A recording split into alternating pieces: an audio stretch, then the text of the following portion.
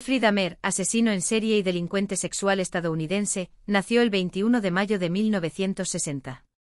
Entre 1978 y 1991, Dahmer asesinó a 17 hombres de una forma verdaderamente horrenda. Violaciones, desmembramientos, necrofilia y canibalismo formaban parte de su modus operandi. Según la mayoría de los relatos, Dahmer tuvo una infancia normal, sin embargo, a medida que fue creciendo, se volvió retraído y poco comunicativo. Comenzó a mostrar poco o ningún interés en los pasatiempos o la interacción social cuando entró en la adolescencia, y en su lugar se dedicó a examinar cadáveres de animales y a beber mucho para entretenerse. Continuó bebiendo durante la escuela secundaria, pero no le impidió graduarse en 1978. Fue solo 3 semanas después que el joven de 18 años cometió su primer asesinato. Debido a que sus padres se estaban divorciando ese verano, Jeffrey se quedó solo en la casa familiar. Aprovechó la oportunidad para actuar según los oscuros pensamientos que habían estado creciendo en su mente. Recogió a un autoestopista llamado Steven X y se ofreció a llevarlo de regreso a la casa de su padre para beber cerveza. Pero cuando X decidió irse, Dahmer lo golpeó en la nuca con una mancuerna de 10 libras. Dahmer luego diseccionó, disolvió, pulverizó y esparció los restos, ahora imperceptibles, por todo el patio trasero de su casa, y más tarde admitió haberlo matado simplemente porque quería que X se quedara. Pasarían 9 años antes de que volviera a matar. Dahmer asistió a la universidad ese otoño, pero abandonó los estudios debido a su alcoholismo. Después de eso, su padre lo obligó a alistarse en el ejército, donde sirvió como médico de combate en Alemania de 1979 a 1981. Sin embargo, nunca abandonó el hábito y fue dado de baja esa primavera, mudándose de nuevo a su casa en Ohio. Después de que su consumo de alcohol siguiera causándole problemas, su padre lo envió a vivir con su abuela en West Allis, Wisconsin.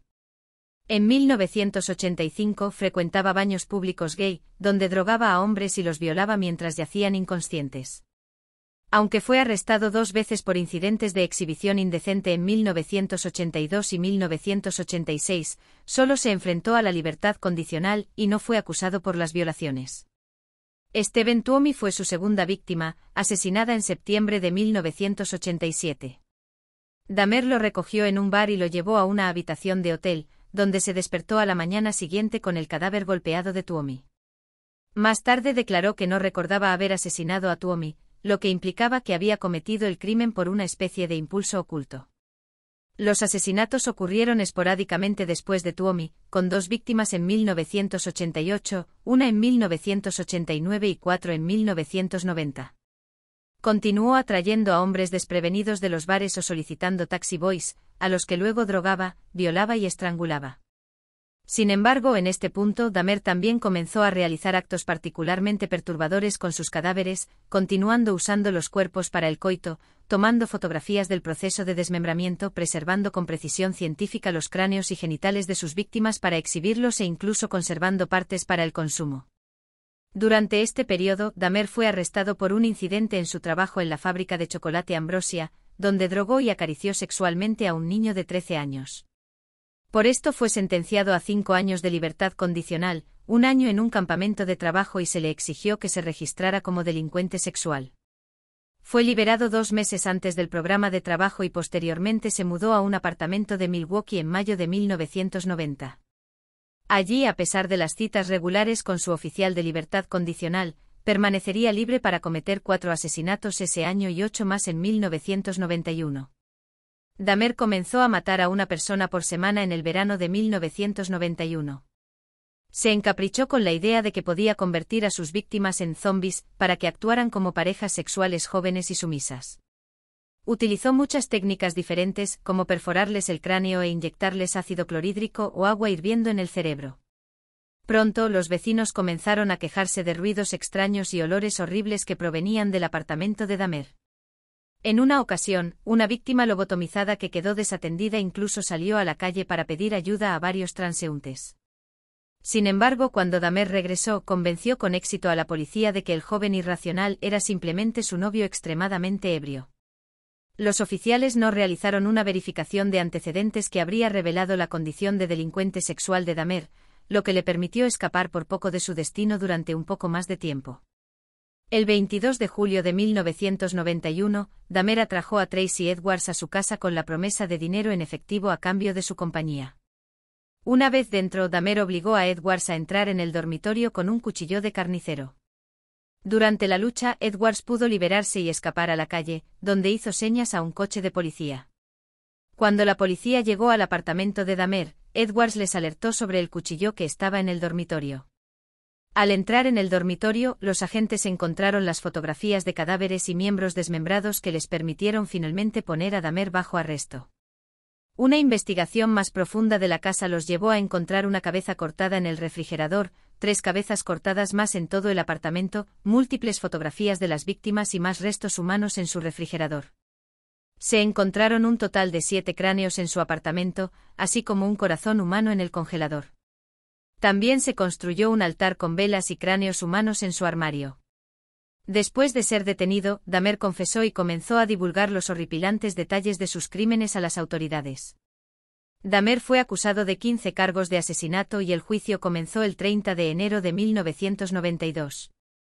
A pesar de que las pruebas en su contra eran abrumadoras, Dahmer alegó locura como defensa debido a la naturaleza de sus impulsos increíblemente perturbadores e incontrolables. Después de 2 semanas de juicio, el tribunal lo declaró cuerdo y culpable de 15 cargos de asesinato. Fue sentenciado a 15 cadenas perpetuas, por un total de 957 años de prisión. En mayo de ese mismo año, se declaró culpable del asesinato de su primera víctima, Stephen X, y recibió una sentencia de cadena perpetua adicional. Dahmer cumplió condena en la prisión de Columbia, en Portage, Wisconsin. Durante su estancia en prisión, Dahmer expresó su remordimiento por sus actos y deseó su propia muerte. También leyó la Biblia y se declaró cristiano renacido, dispuesto a recibir su juicio final. Fue atacado 2 veces por otros reclusos, y en el primer intento le abrieron el cuello dejándole solo heridas superficiales. Sin embargo, fue atacado una segunda vez el 28 de noviembre de 1994 por un recluso mientras limpiaban una de las duchas de la prisión. Dahmer fue encontrado aún con vida, pero murió de camino al hospital a causa de un traumatismo cerebral grave. ¿Qué diagnóstico tenía? Teorías y análisis psicológicos que hicieron de Jeffrey el caníbal de Milwaukee. Se han propuesto varias teorías psicológicas para explicar las acciones de Dahmer. Se le diagnosticó trastorno límite de la personalidad, trastorno esquizotípico de la personalidad y trastorno psicótico. Algunos psicólogos teorizan que su abuso de sustancias y su posible homosexualidad contribuyeron a los sentimientos de soledad que impulsaron sus métodos extremos de búsqueda de control y compañía. A Dahmer se le había diagnosticado trastorno límite de la personalidad, TLP, y trastorno esquizotípico de la personalidad, 2 afecciones que pueden dificultar significativamente su relación con los demás. Trastorno límite de la personalidad. El TLP es un patrón generalizado de inestabilidad en las relaciones interpersonales, la autoimagen y las emociones que conduce a episodios intensos de ira, depresión y ansiedad que duran desde horas hasta días. Las personas que sufren TLP a menudo tienen dificultades para mantener relaciones estables, lo que posiblemente contribuya a los sentimientos de aislamiento y miedo al abandono de Dahmer, que lo llevaron a buscar el control sobre sus víctimas para evitar el rechazo percibido de los demás. Debe recordarse para su diagnóstico se requiere cumplir 5 de los 9 criterios, por los que la paranoia y disociación o psicosis pueden no estar presentes. Trastorno esquizotípico de la personalidad. Este trastorno mental se caracteriza por una intensa ansiedad social, trastornos del pensamiento, ideación paranoide, desrealización, psicosis transitoria y creencias a menudo poco convencionales. Dahmer podría haber sufrido este trastorno, lo que explicaría muchos de sus comportamientos y creencias inusuales, incluida su fascinación por los animales muertos, así como sus intentos de crear compañeros sin vida a partir de sus víctimas.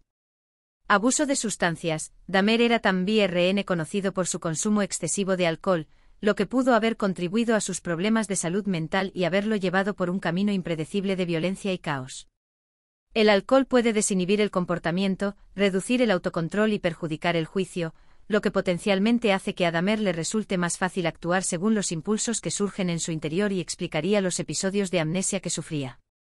Homosexualidad latente y aislamiento. La lucha de Dahmer con su identidad sexual se ha identificado como un posible motivo detrás de sus crímenes.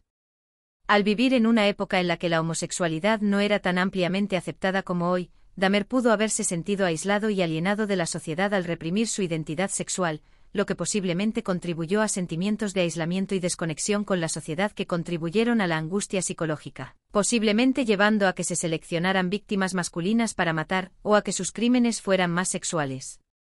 Trastorno de personalidad antisocial y psicopatía. Dos condiciones clave para la falta de empatía y el desapego emocional de Dahmer: trastorno de personalidad antisocial, el desprecio de Dahmer por las normas sociales, los derechos de los demás, el engaño y la violación de las leyes son indicativos de TPA. Psicopatía. Los rasgos asociados con la psicopatía incluyen encanto superficial, manipulación, inocencia y efecto superficial. El enfoque sistemático de Dahmer para seducir a las víctimas mientras muestra poca empatía hacia su sufrimiento se alinea con estos rasgos de la psicopatía. Fascinación por los animales muertos y la necrofilia. La fascinación de Dahmer por los animales muertos y los posteriores actos de necrofilia indican un desapego de la vida, así como una obsesión por el control absoluto. Necrofilia. Al practicar la necrofilia, Dahmer se aseguraba un control absoluto sobre sus encuentros sexuales, eliminando cualquier posibilidad de rechazo o desobediencia por parte de sus parejas. Dahmer padecía trastornos de personalidad, posibles trastornos psicóticos, abuso de sustancias, problemas de identidad sexual y una abrumadora necesidad de control y compañía. Cada uno de estos factores aportaba más claridad a la compleja mente que se escondía tras sus atrocidades y nos ayudaba a comprender mejor sus profundidades. Nada de esto justifica ni excusa su comportamiento, sino que, en cambio, nos proporciona una mayor comprensión de sus profundidades. Experiencias traumáticas. Los acontecimientos trágicos en la vida de Dahmer, como el divorcio de sus padres y los problemas de salud mental de su madre, podrían haber creado una atmósfera de inestabilidad e inseguridad.